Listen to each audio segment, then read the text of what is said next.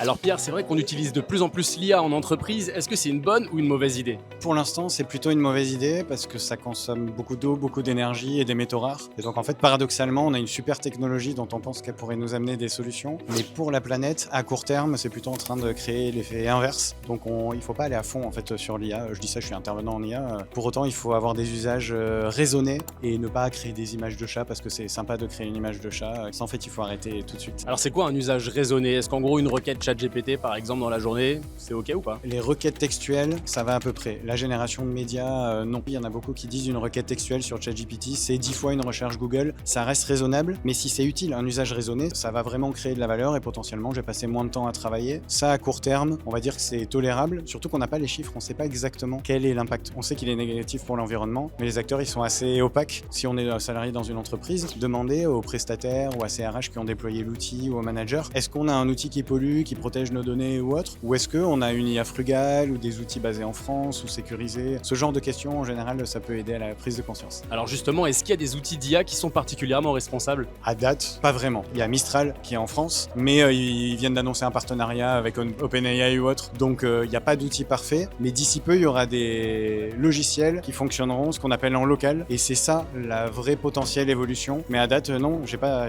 d'exemple. Ok, merci beaucoup Pierre.